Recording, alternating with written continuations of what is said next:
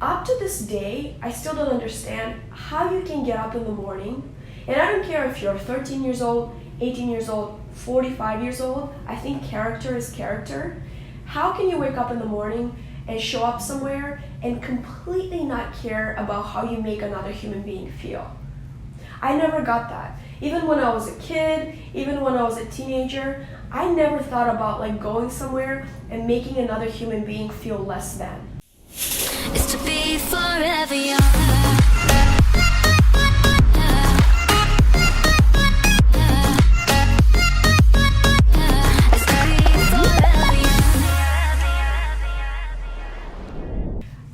It's Evelina here and welcome to a new video on my channel. It is 100 degrees outside and my air conditioning is off, so I'm sweating. Pardon me if you see any particles of sweat on my face, but today I'm going to talk about my story of being bullied. I've been pretty hesitant about talking about this because I never want to come across as somebody that's like, oh, feel sorry for me, I've had life struggles. No. The main reason I'm sharing this story is because I want to help some of you that have been through the same thing. Maybe you can relate in some way, or maybe you can take my advice for what I wish I should have done when that was happening to me. First things first, I want to thank audible.com for sponsoring this video. I'm going to talk about it more towards the end of the video. Please stay tuned for that, and I'm going to get right into the story. So it all started, I was in middle school. I was going to this private school in Chisinau, Moldova, which is where I'm from. So most of you know that. If you don't know that, Moldova is a small country in Eastern Europe located between Ukraine and Romania. It's about the size of the state of Maryland.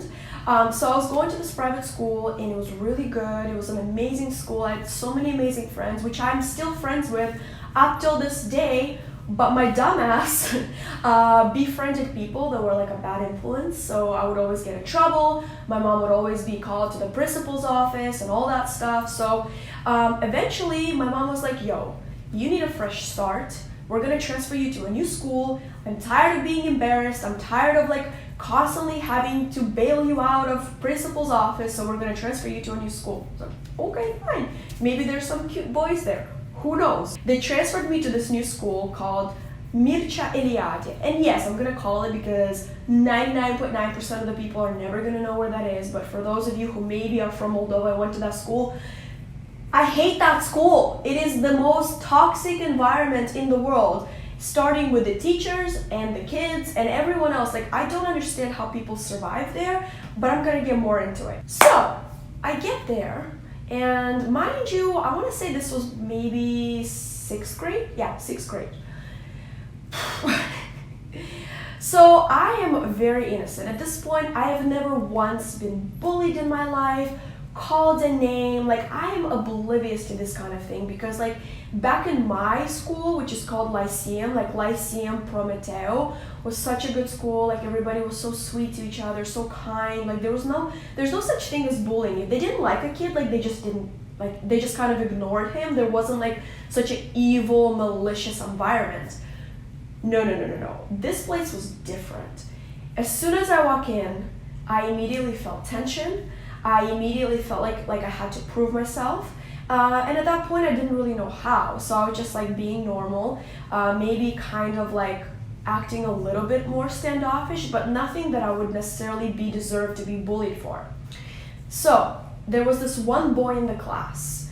His name was, I'm like, should I say his real name? Because nobody's gonna know, because it's like Moldova, but just in case, I'm gonna call him Vlad, okay? Vlad saw me and he decided that I'm gonna be his next victim. So the quickest opportunity he got to say something, he did. We were all sitting in this like big auditorium. It was like a music class or something like that. And he decided to kind of hit on me like in a joking way. And I was a pretty like flirty kid, you know. I don't think somebody's gonna come sit next to me and flirt with me. I'm gonna flirt back, you know what I'm saying? So I flirted back with him.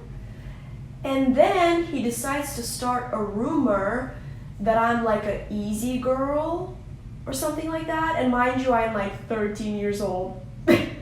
Please. I didn't even lose my virginity till I was 21. So like to call me an easy girl was like a bit of a stretch. But at that point, like you're just so confused. So he started this rumor. I think that's kind of like what like was the catalyst of everything. So moving on, this is what just truly made the ball drop. I was in math class, and I really struggled with math as a kid. When I say struggled, like I almost like felt as if my value as a human being was compromised because of how bad at math I was. I was wondering, like, what the hell is wrong with me? Like, why are these kids getting it and I'm not getting it? Now I know that my left side of the brain is not very developed, whereas my right side of the brain, which stands for my creativity, all that good stuff, is like super developed. Like I can sit down and like write a concept and draw a painting and create music and do all this stuff, and like my right side is amazing. Back then, I just thought that like your brain is just like your math brain, and if that's not good, then you're just stupid all the way around. So my mom got me a tutor, and I was doing really good. For the first time in my life, I was actually kind of getting math, you know what I mean? Like I was like solving the problems, and it was giving me good self-esteem, and I was very excited. So one day in math class, my teacher invited me in front of the class to like solve a problem, and I was super excited because I, for the first time in my life, knew what the heck I was doing, right? So I go in front of the class and I start solving this problem, and I solve the whole thing. And you know how in algebra, like you have several methods of solving a problem, which you can still achieve the same result, but there's like several like formulas or methods. But I remember her getting really mad that I didn't solve the problem with the method that she provided in the class. And I may have been like a little bit stubborn about it or sassy or something like that. So she commanded me to go back to my seat. And the way it works in Moldova, at least, or Russia, like any Soviet country, you sit with a partner. So you have these like longer desks with two people sitting at a desk. So the girl next to me, her name was Regina, ironically. And she's like, go back and sit on your seat. And nobody sit next to her. She's stupid. And she's like, Regina, in fact, go and like sit with someone else. And I was so shocked that she actually took her like all her stuff and like she like moved her seat, and now like for the rest of the semester I had to sit by myself because the teacher said that nobody could sit next to me because I'm stupid. So crazy, right? Mistake number one. I never told anyone anything. And what was crazy is the fact that the teacher said that, and there was already like a little bit of like turmoil going on because of that guy that started like spreading rumors about me. I was like the butt of the jokes. Like I was like now the number one target in the class. Crazy. So for the rest of the semester, nobody was allowed to sit next to me in math class because I was stupid. And I never told my mom. I never went to the principal. I never told anything to anyone because honestly, at that age when you're so fragile and you're still kind of, you don't know who you are, you're still building your self-esteem, I genuinely thought that I was stupid and it would be embarrassing to even tell anyone, and I was just like ashamed. She made me feel ashamed. So for the rest of the semester I stayed quiet. I didn't tell anyone anything. This was like about, I want to say October, November, like the beginning of the school year. And as the school year was going, it kept progressing worse and worse and worse. I will never forget the day when it was like the first big like snowfall, because in Moldova it's like all 4 seasons, there's a lot of snow, there's, you know, whatever. So I remember there was the big snowfall, and it's like a tradition, like everybody goes outside and makes snowballs and like hits each other or whatever. So I go outside, and the boys decided to have this really fun, cute plan to bury me in the snow. And when I say bury me in the snow, not in like a cute way, like throw snowballs at me, like actually like kind of like hurt me in a way maybe. So anyway, I go outside and I'm super excited, like I'm playing with some of my friends, and the guys come over, which the head of the group was that guy that started like rumors about me in the first place, that kind of snowballed everything. No pun intended. So they started kicking me with snowballs, and they come closer and they start taking snow and like rubbing against my face and everything, and like literally buried me, like hurt me, like I like couldn't breathe. There was so much snow and like snowballs like hitting me in the face. Like it was like kind of traumatizing. It was like really sad. I came home and I still did not tell anyone about this. And I don't mean to sound dramatic, like it wasn't like, you know, like friends playing in the snow. Like these people were literally like treating me like horrible. So anyway, this was where my final straw kicked in This was like a couple months later. I don't quite remember like the incidents in between, but I sort of remember like the milestones that kind of like triggered everything. So this is the last thing that really just, I was like, yo, I have to do something about this. So we went on I don't know how to translate it into English. I think it's called like expedition. Like we all went on a bus, like somewhere like to the north of Moldova to like look at like hills and wineries or something like that. Like I don't remember very well. But what I do remember is that for no reason at all, I get back on the bus to go back to our city, and this guy, Vlad, initiates everyone to start yelling, get off the bus, to me. And there's like 40 kids in the bus, and I was so shocked and surprised to see the people that are like, I thought were kind of my friends, that they were like sort of on my side. They were all like yelling at me and like making eye contact. And I almost feel like this is like one of those like kind of like movie situations where like things get blurry and you like look at like one person in the eye, another person in the eye, and then you're like, you too, and they're just like, get off the bus, and I'm just like, what? Like what did I do?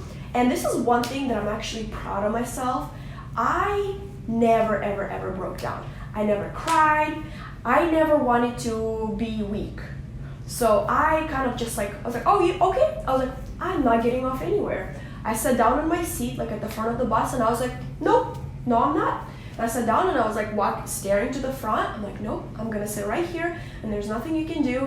And then when I came home, I finally broke down to my mom, and I was like, Mom, like I can't do this anymore. This school is toxic. These people are like bullying me like every day. It's a nightmare. Every day that I go to school, there's not a single day that I don't feel like people hate me or like in some kind of way. And like, mind you, I wasn't mean to anybody. I wasn't starting any drama. I just feel like a series of events kind of led to just people like finding one person to just pick on constantly. So as soon as my mom heard, and let me tell you, my mom is a badass. First of all, she's a teacher, she's a principal. She's like, oh, hell no. Immediately, she went to the school, yelled at the principal, went to the math teacher, yelled at the math teacher. She was like, how can you treat a child like this? It is like their most formative years. How could you do that to somebody? She was so angry. She was so mad. She was mad at me for not speaking up earlier. Like, how could I have never told her anything? But I just like, for me, in my head at the time, I was ashamed. And I just want to tell you that if somebody's treating you like that, this is nothing you should be ashamed about. Up to this day, I still don't understand how you can get up in the morning, and I don't care if you're 13 years old, 18 years old, 45 years old, I think character is character. How can you wake up in the morning and show up somewhere and completely not care about how you make another human being feel?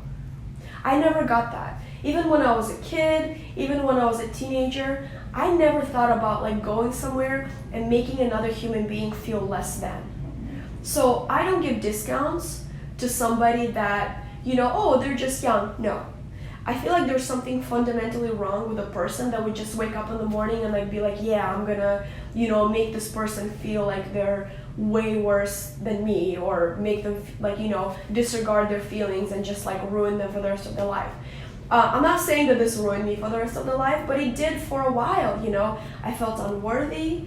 I felt like I wasn't good enough. I felt like there was something wrong with me. I felt like, going into a new group of friends, I always have to prove myself a little bit harder. Like even now, up to this point, anytime like I enter a new group of friends, I'm still like always not sure if they're gonna like me or not. I'm always kind of like a little bit on the back of my mind, self-conscious. So to wrap this up and to give the story a little bit of a happy ending, my mom transferred me to a new school, and immediately as I walked in, I had this sort of like a defensive mechanism. I'm like, I'm gonna make everybody respect me, and I'm gonna make everybody like me, and I'm gonna be aggressive, and I'm gonna do this, and if anybody's gonna say anything to me, I'm gonna beat them up. Don't do that. But I came in and I had this sort of an attitude, and the good news is the group of people that were in my class were actually all really good people. I had the most amazing high school experience, and the very few moments I had of people just sort of being weird, I always stood up for myself. I always told somebody. I just kind of was very conscientious about the fact that I never want to live through that again. And now I'm not telling you that you have to like put all this effort and be this like watchful defense type of mechanism, but my main advice is tell somebody. Also, don't blame it on yourself. There's no reason that any child, any human being should go through humiliation. You should never go through somebody publicly shaming you, publicly humiliating you, or making you feel less than. That's a thing on them. That's not you. You know what? I'm kind of feeling in a bit of a sassy mood today, so I went and checked out my main bully's profile, the guy that kind of started everything. He still looks the same. That's all I'm gonna say. I'm not gonna, say anything mean about him because I don't want to be just like him. But nothing much has changed, man. Ooh, look who it is. A lot of you are saying that you're missing Mishka because I only show Melvin, but my little bear is still here. He's the best cat ever. Anyway, now that I have my reading glasses on, I wanted to tell you about the sponsor of this video. And no, it is not an accidental sponsor, because allow me to tell you something that I discovered recently. So I found this channel on YouTube by this Harvard student. His name is John Fish.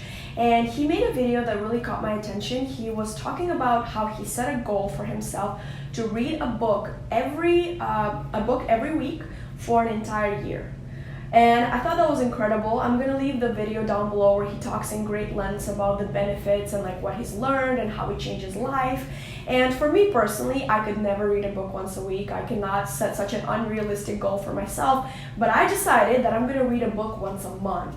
So if it would be for a year, that would be 12 books a year, which is, for me personally, would be a great accomplishment and milestone. So Audible agreed to sponsor this video, and I wanted to recommend this book that I'm currently reading, which is 10% Happier. It is a great self-help book that talks in great lengths about how to make your life better, reduce stress, and it's based on a real story. So it's not like one of those like watered down, cliche self-help books. So if you guys are interested, go to audible.com/Evelina and get a 30-day free trial and start listening to audiobooks on your drive home or drive to school, or if you're just at home trying to relax, or text Evelina to 500-500 and you can get the same deal. And yeah, thank you guys for watching this video. Don't forget to give it a like and also leave your stories of getting bullied, or if anybody that you know has been bullied before and you have any advice or tips on how to get through it, definitely leave your comments down below. And I love you guys so much. I will see you in my next video. Bye! Just wanted to tell you guys that your first book with Audible is free, so definitely check that out, and I will see you in my next video. Bye!